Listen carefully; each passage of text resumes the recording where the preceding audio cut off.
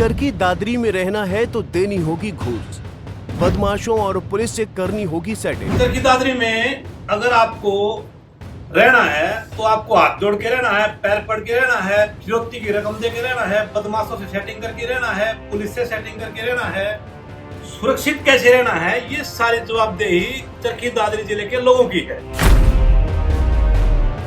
जी हाँ, चरखी दादरी के अपराधों से तंग आकर ये सब कुछ अधिवक्ता बोल रहे हैं। दरअसल चरखी दादरी में बीते दिनों हुई गैंगवार में युवक की पीट कर हत्या करने के मामले में सामाजिक संगठन में अधिवक्ता आगे आए हैं।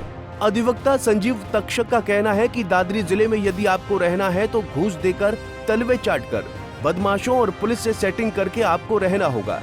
यहाँ तो ऐसे हालात हैं कि आपने वो कहावत तो सुनी होगी, शेर के मुंह में बकरी। ठीक ऐसी ही हालत चरखी दादरी जिले में है। एक तरफ तो पुलिस ने दादरी जिले को नंबर 1 नशा मुक्त जिला घोषित कर दिया, वहीं दूसरी तरफ नशे को लेकर आए दिन यहाँ वारदात होती रहती हैं। जहाँ जितने भी अपराधी फल फूल रहे हैं उसमें पुलिस का हाथ है। अपराधियों में न ही तो पुलिस का खौफ है और उनको लगता है कि ये जो उन्होंने अपराध कर दिया तो समाज के मुख्य लोग उनका समझौता करवा देंगे। चरखी दादरी में अगर आपको रहना है तो आपको हाथ जोड़ के रहना है, पैर पड़ के रहना है, फिरौती की रकम दे के रहना है, बदमाशों से सेटिंग करके रहना है, पुलिस से सेटिंग करके रहना है, सुरक्षित कैसे रहना है, ये सारी जवाबदेही चरखी दादरी जिले के लोगों की है।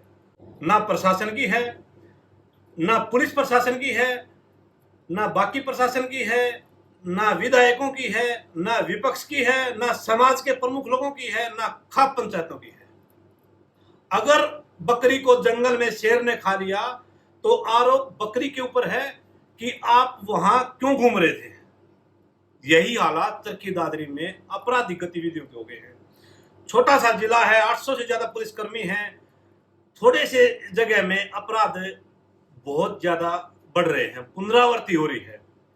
एक आदमी बिजनेस करता है, उसको बिजनेस में स्कोप दिखाई देता है, तो यहाँ अपराधियों को स्कोप दिखाई देता है। उसके लिए उसकी जिम्मेदारी किसकी है, अकाउंटेबिलिटी किसकी है, ये कोई नहीं मान रहा। हालांकि मैं तो मानता हूं समाज की है पहले, उसके बाद प्रमुख नेताओं की भी है, जो समाज के जो मठाधीश हैं उनकी भी है, और पुलिस महकमे से तो तौबा तौबा। जितने भी अपराधी फल फूल रहे हैं हर जगह पुलिस का हाथ है। पुलिस के यहाँ पे जो लंबे समय से जो बैठे हैं, यहाँ पे जो लोग बैठे हैं कुंडली मार के, उन लोगों के पास पैसा है, प्रॉपर्टी है। किसके प्लाट तो अवैध कब्जे हो रहे हैं, किसके प्लाट जा सकते हैं, किसके ऊपर गोलियां चल सकती हैं, किसके ऊपर लाठी डंडे चल सकते हैं, इसकी जिम्मेदारी कोई नहीं लेगा।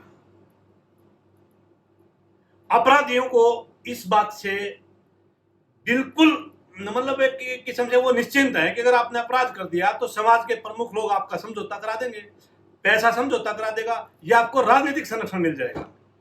ये हालात लंबे समय से दादरी के हैं। पुलिस का खौफ नजर आता तो अपराधी की इस तरीके से सरेआम रोड पे अपराध करने की हिम्मत ही नहीं होती।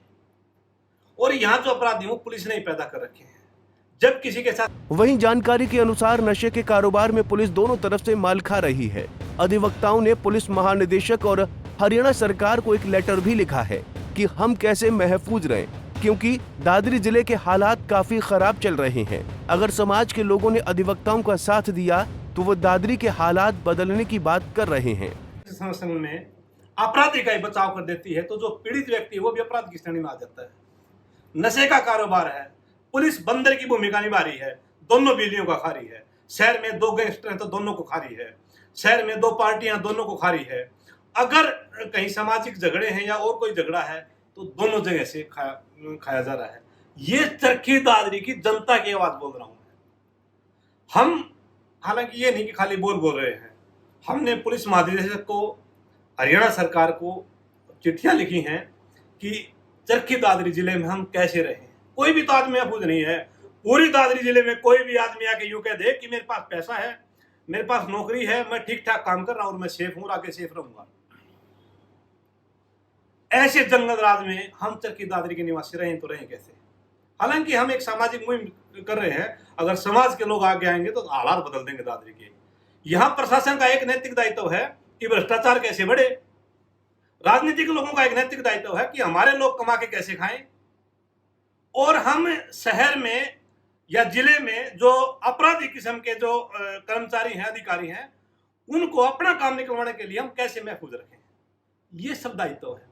खप्पों के दायित्व ये है कि हम छोटे मोटे अंकुश लगाएं, ना एजुकेशन पे बोलेंगे, ना भ्रष्टाचार पे बोलेंगे। जो आदमी अपराध करेगा उसके पास पैसा है, धनबल है, तो उसके साथ समझौता कराने के लिए आएंगे। एक गरीब आदमी के साथ अगर अत्याचार हो जाता है तो अपनी लड़ाई भी लड़ सकता है। हालात बहुत नाजुक हैं। कहने को लोग बैठकों में कमियां निकाल देते हैं या राजनीतिक अड्डों पर एक दूसरी सरकारों में कमियां निकाल देते हैं। इसके अलावा इन लोगों के पास भी कुछ नहीं है। इस जिले में विपक्ष के नाम पे एक सिंगल आदमी भी नहीं है। 36 आदमी कांग्रेस के हमारे साथ वोट मांग रहे थे, 35 आदमी को किसी रोड पे देखा होगा। मायूस हैं, उनको पहले विधायक बनाओ फिर वो लड़ाई लड़ेंगे। सौदाबाजी करो उनके साथ। इन लोग के नेताओं के हालात देखो आप, और जेजेपी के हालात देखो आप। जो लोग इस समाज का नेतृत्व करने में सक्षम हैं, उन लोगों के हालात देखो, समाज की गलती क्या है।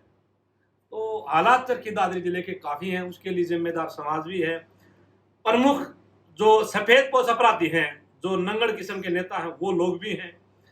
यहाँ की बीजेपी सरकार के जो प्रतिनिधि हैं, मैं तो यूं कहूंगा, उनका भी नैतिक दायित्व होना चाहिए था, वो भी मौन है। उन्होंने बताया था कि हम लक्ष्मण रेखा खींच देंगे, मेरे को एक अपराधी का पता है। तो उनका जो दायित्व है वो भी मेरे हिसाब से उनको प्रेस कॉन्फ्रेंस करनी चाहिए थी, उनको बताना चाहिए था कि हम कैसे फेल हो गए, हम कैसे अच्छा कर रहे हैं।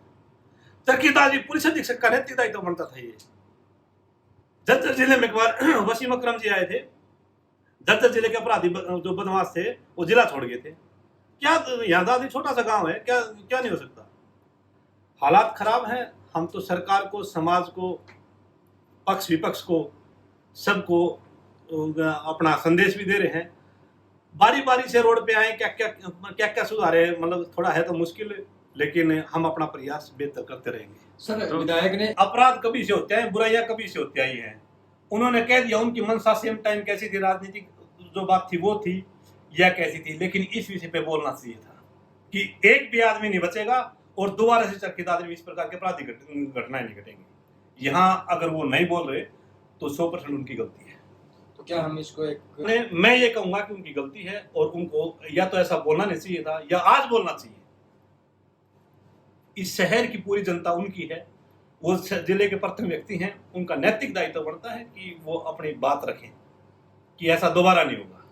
आप आगामी क्या रणनीति रहेगी? देखिए, फिलहाल तो आपको अंदाजा है, लास्ट टाइम पे ग्रीवेंस कमेटी की मीटिंग है, जिला प्रशासन और हैं, डीसी महोदय हैं और कुछ हैं, बारी बारी हम तो अपना प्रयास कर रहे हैं। मेरे साथी मेरे साथ खड़े हैं।